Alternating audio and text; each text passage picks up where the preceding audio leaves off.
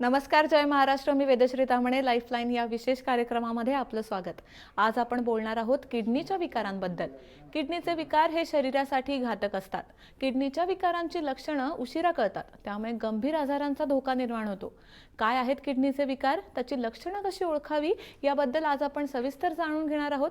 किडनीच्या समस्या आणि उपाय यावर मार्गदर्शन करण्यासाठी आपल्यासोबत स्टुडिओत आहेत यूरोलॉजिस्ट आणि kidney transplant surgeon Sanish Shringarpure. Doctor, आपलं खूप खूप स्वागत या शोमध्ये. या संदर्भात आपण सविस्तर चर्चा करणार आहोत, पण त्याआधी पाहूयात हा एक स्पेशल रिपोर्ट.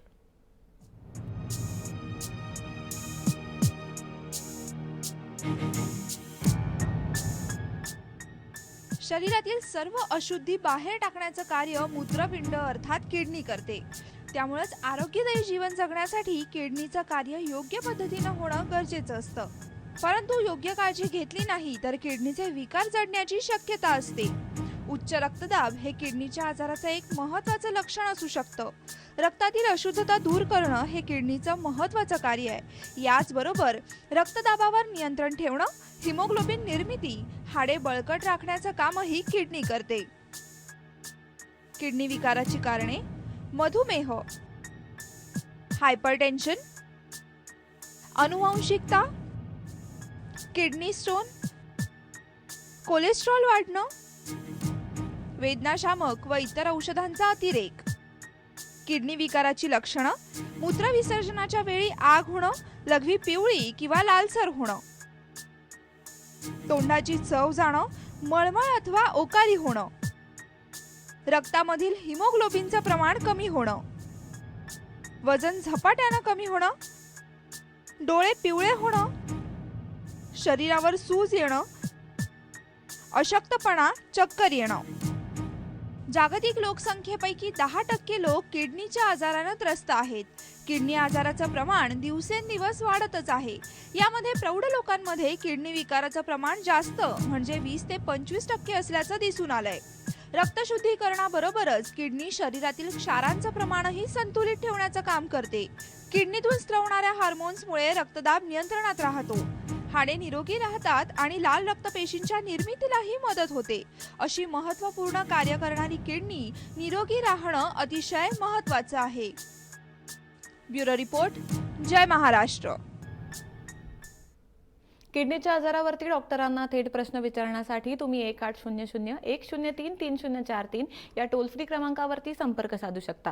डॉक्टर, आपण आता रिपोर्टमध्ये बघितलं की किडनीचे आजार हे अतिशय गंभीर असतात आणि दिवसेंदिवस त्याचं प्रमाण वाढत चाललंय. तर मग आता जी आपली बदलती जीवनशैली आहे त्याच्यानुसार किडनीची काळजी कशी घ्यावी आणि या सगळ्या जीवनशैलीमुळे किडनीवरती कितपत परिणाम होतो?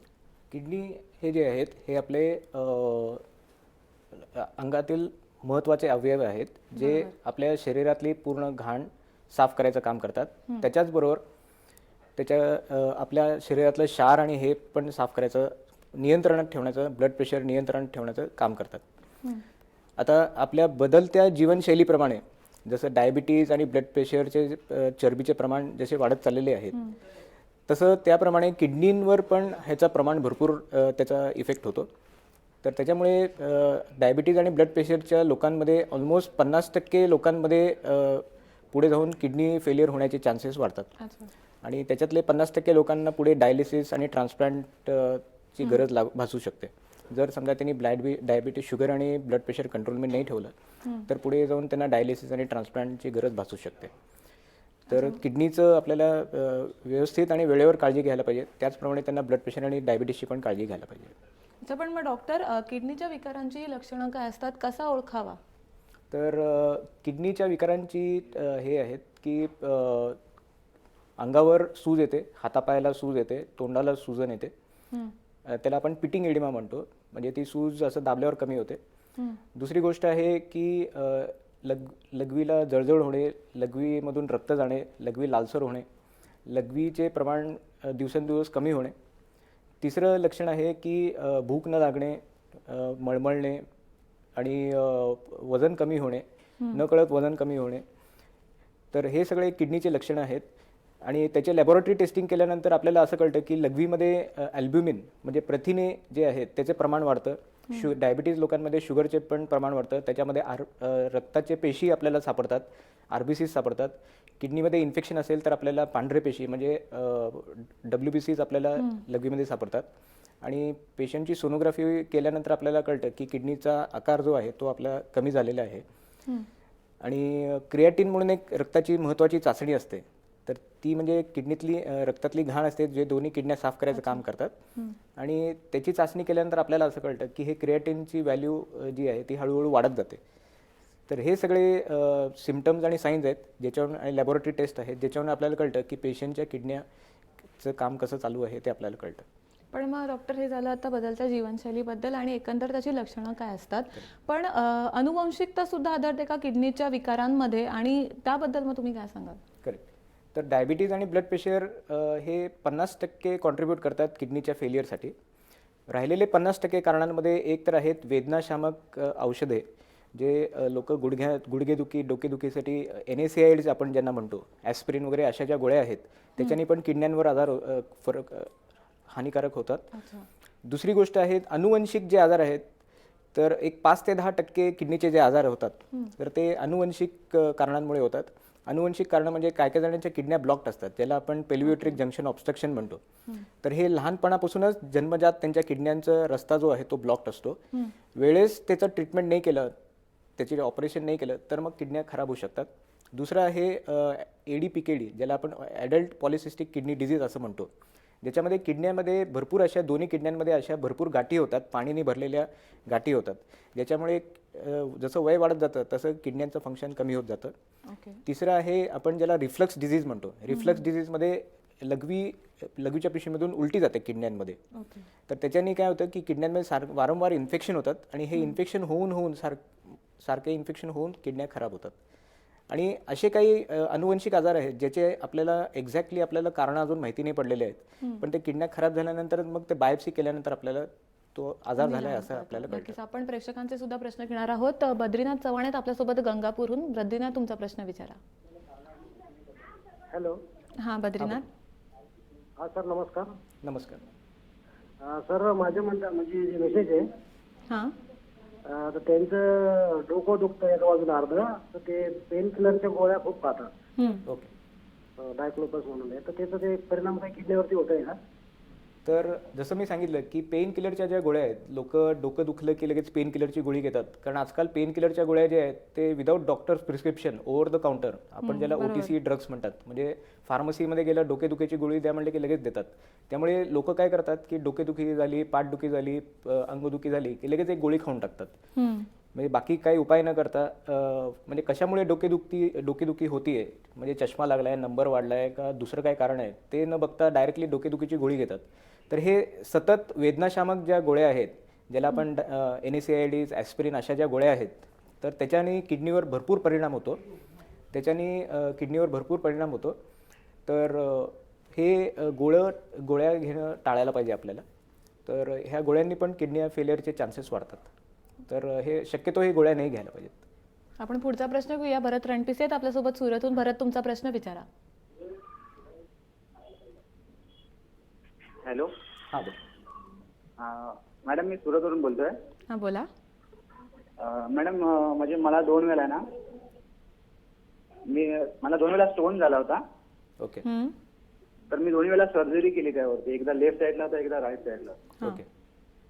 आणि त्याच्यानंतर मग म्हणजे मला थोड्या वेळाने ते प्रॉब्लेम येतच राहतो.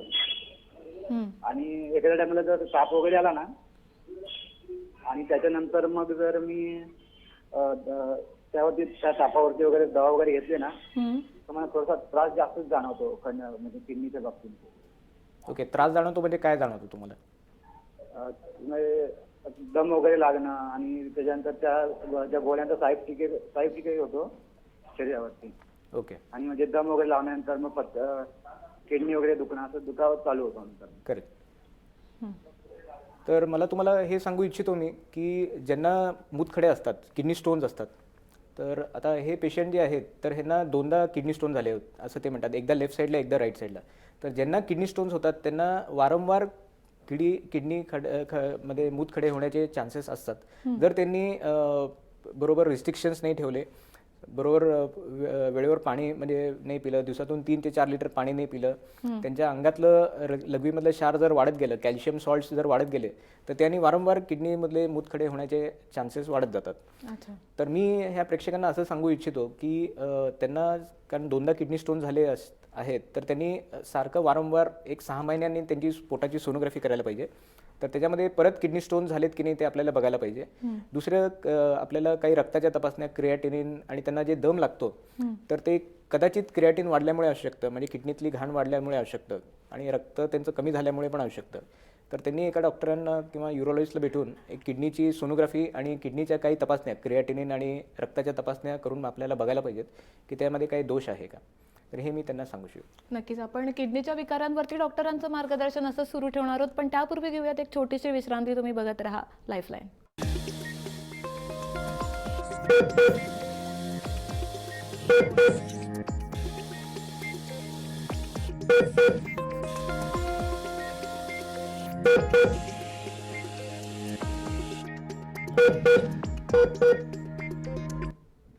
आज लाईफलाईनमध्ये आपण किडनीच्या विकारांवरती डॉक्टरांचं मार्गदर्शन घेतोय. त्या संदर्भातच प्रश्न विचारण्यासाठी आपल्यासोबत प्रशांत जाधव आहेत परेलहून. प्रशांत, तुमचा प्रश्न विचारा.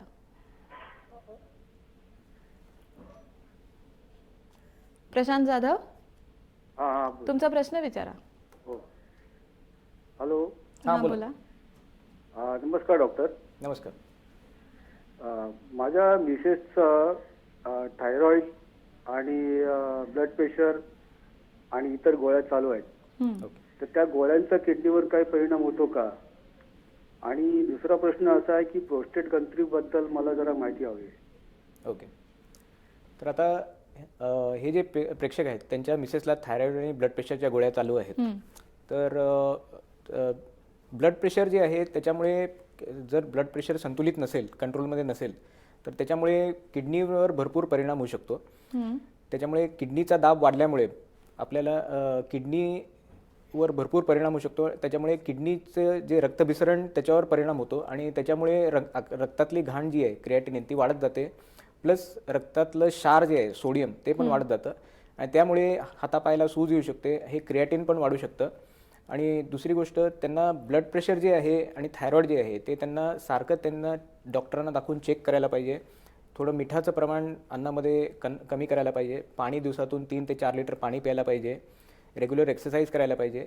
बाकीचे आजार म्हणजे डायबिटीज आणि चरबी हे पण रेग्युलर चेक करून त्यांना आजारवर कंट्रोल ठेवायला पाहिजे. साखर कमी खाल्ली पाहिजे. हे सगळं आणि मसालेदार तेलकट पदार्थ पण कमी खायला पाहिजेत. हे सगळं जर नियंत्रित ठेवलं तर किडनीवर काही परिणाम नाही होणार. पण डॉक्टर, हे झालं डायबिटीज आणि ब्लड प्रेशरचं, तर ह्याचं हायपर टेन्शनचा सुद्धा परिणाम होतो का मग किडनीवर? हायपर टेन्शनचा पण परिणाम होतो. हायपर टेन्शनमुळे काय होतं की उच्च रक्तदाबामुळे किडनीचा रक्तप्रवाह जो आहे तो कमी होतो आणि त्याच्यामुळे रक्तातली जी घाण आहे क्रिएटिनिन आणि क्षार जे आहेत तर ते वाढत जातं आणि त्याच्यामुळे मग किडनी फेलियरचे चान्सेस वाढत जातात.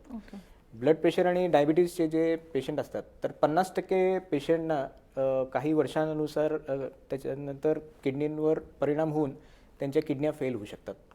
आपण पुढचा प्रश्न घेऊया. आपल्यासोबत माधुरी तनपुरे आहेत भोरून. माधुरी, तुमचा प्रश्न विचारा.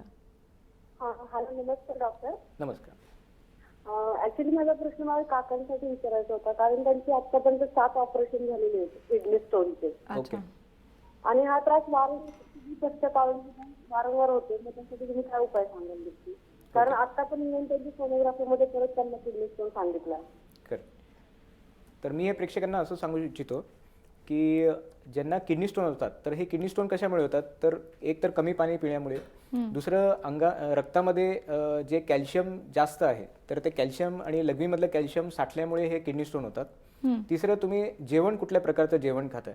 तर not only nonveg, even veg लोक जे आहेत तर आता जसं पालक ह्याच्यामध्ये ऑक्सॅलेटचे प्रमाण जास्त असते. प्लस दुधाचे जे बाकीचे पदार्थ आहेत जसं लस्सी, छास किंवा पनीर, हे असे जे पदार्थ आहेत ज्याच्यामध्ये कॅल्शियम जास्त आहे, समजा हे पदार्थ जास्त खाल्ले तर त्याच्यामुळे पण किडनी स्टोन्स होऊ शकतात. तर एक तर पाणी भरपूर प्यायला पाहिजे. दिवसाला 3 ते 4 लिटर पाणी प्यायला पाहिजे.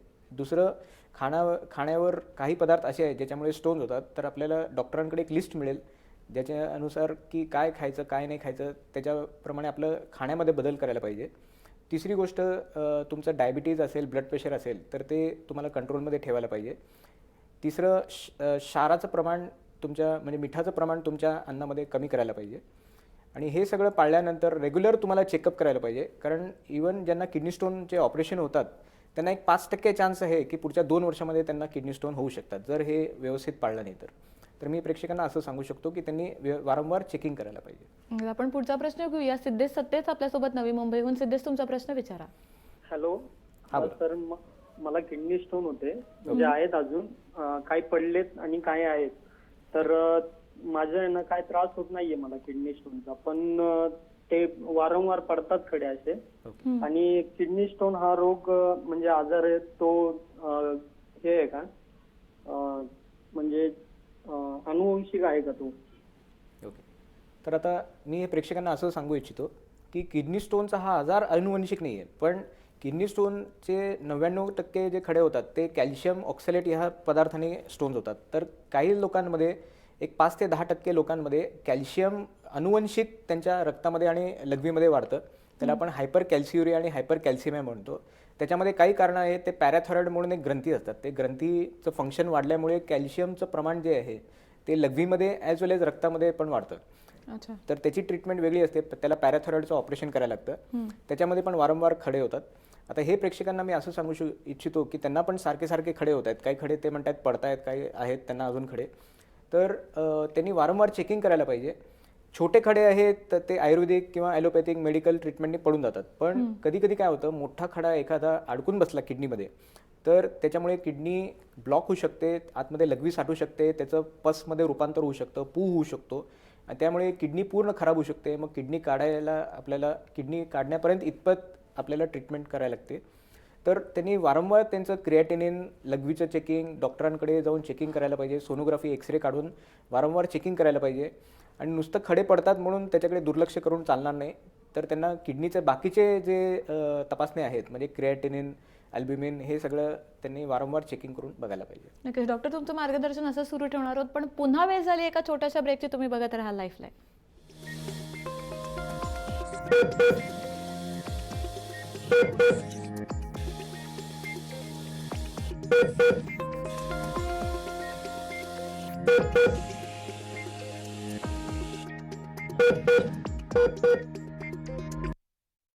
नव्या माता बाळासाठी सगळं टेस्ट करतात, पण बेबी सोपचं काय? सामान्य बेबी सोप त्वचा डॅमेज करू शकतो ती कोरडी बनवून, जसं हा टेस्ट पेपर. नवीन बेबी डाव वेगळा आहे. ह्यात आहे 1/4 मॉइश्चरायझिंग क्रीम जे बाळाची त्वचा ठेवतं कोमल आणि पोषणयुक्त प्रत्येक आंघोळीद्वारे. मुंबईच्या विकासाचा भाजपाचा काय निर्धार, काय आहे पारदर्शी कारभार? चला ऐकूया मुख्यमंत्र्यांचे विचार. बुधवार दिनांक 8 रोजी मुलुंड आणि अंधेरी येथे जाहीर सभा.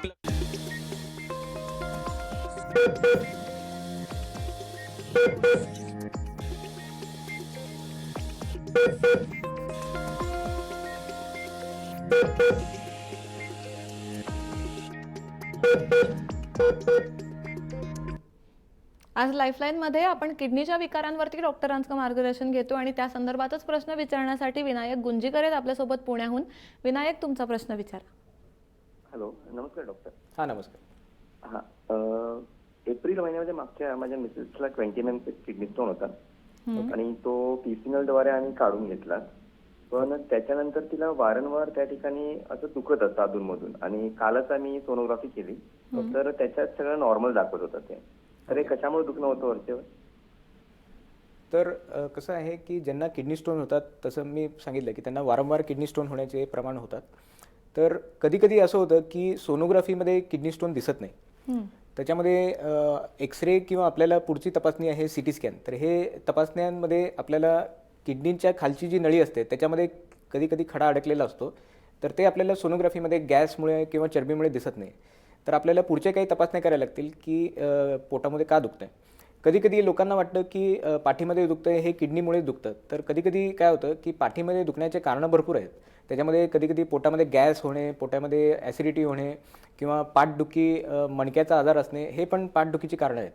तर समजा किडनीमध्ये सोनोग्राफी नॉर्मल असेल आणि समजा पुढे CT स्कॅन केलं तो पण नॉर्मल असेल तर बाकीचे तपासण्या करून दाखवायला पाहिजे आपल्याला. म्हणजे मी त्यांना सांगू इच्छितो की तुम्ही डॉक्टरांना दाखवून दुसऱ्या तपासण्या करायला पाहिजेत. नक्कीच. आपण पुढचा प्रश्न घेऊया. अमोल नागपूर आहेत आपल्यासोबत अकोल्याहून. अमोल, तुमचा प्रश्न विचारा. नमस्कार डॉक्टर साहेब. नमस्कार. हॅलो. हां बोला. हॅलो. हां अमोल, बोला. तुमचा प्रश्न विचारा. हॅलो बोला. माझ्या आईला बीपीच्या गोळ्या चालू आहे, हम्म, तर त्या बंद झालेल्या आहेत. हम्म. ओके. अमोल, तुमचा प्रश्न सलग विचारा. तर त्या जर बंदच राहिल्या तर किडनी स्टोनवर काही फरक पडेल का? आता हे प्रेक्षकांना मी असं सांगू इच्छितो की ज्यांना ब्लड प्रेशर किंवा डायबिटीज होतं तर त्यांना एकदा गोळ्या चालू केले की ते आयुष्यभर त्यांनी गोळ्या घ्यायला पाहिजेत. इवन ज्यांना थायरॉईड चा त्रास असतो त्यांनी हे थायरॉईड, ब्लड प्रेशर, डायबिटीजच्या ज्या गोळ्या आहेत ते आयुष्यभर त्यांनी घ्यायला पाहिजेत. ते स्वतःहून डॉक्टरांना न विचारता मध्ये बंद नाही करायला पाहिजेत, कारण रक्तदाब जर वाढला तर मग किडनीवर परिणाम होऊ शकतो. नक्कीच. आपण पुढचा प्रश्न घेऊयात. आपल्यासोबत मंगला सानप आहेत, तर कल्याणहून. मंगला, तुमचा प्रश्न विचारा. हॅलो. हां बोला. मंगला. हॅलो. नमस्कार सर. नमस्कार. हो. हॅलो सर, माझा मुलगा आहे ना 10 वर्षाचा आहे. त्याला ना हॅलो. हां हॅलो. बोला. बोला. हो नमस्कार सर. हां बोला. हॅलो. प्रश्न. मंगला, तुमच्या माझा मुलगा आहे टीव्हीचा ना, आवाज 10 कमी करा वर्षाचा आणि आहे. सलग प्रश्न विचारा. हा, त्याच्या किडनीला सूज आलेली आहे. सोनोग्राफी मध्ये निघालं, पण नॉर्मल सांगताय.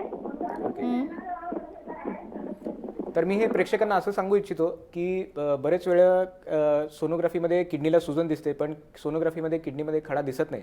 तर याचा रिझन असं आहे की कधीकधी पोटामध्ये गॅस असल्यामुळे किंवा चरबी असल्यामुळे आपल्याला किडनीच्या नळीमध्ये जो खडा अडकलेला आहे तर तो आपल्याला दिसत नाही. तर त्यासाठी आपल्याला पुढची तपासणी करायला पाहिजे. CT स्कॅन किंवा IVP नावाची तपासणी असते.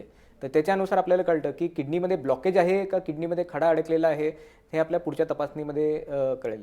तर त्यांनी डॉक्टरांना भेटून घ्यावं, युरोलॉजिस्टला भेटून घ्यावं आणि मग ते पुढच्या तपासण्या सजेस्ट करतील तेवढे करून घ्यावं त्यांनी. हे मी प्रेक्षकांना सांगू शकतो. नक्कीच. खरं तर डॉक्टर, किडनीच्या विकारांबद्दल तुमचं अधिक मार्गदर्शन घ्यायला आवडलं असतं, पण वेळेअभावी आज इथेच थांबायला लागतंय. लाईफलाईनमध्ये वेळ झाली इथेच थांबायची. तुम्ही बघत राहा जय महाराष्ट्र.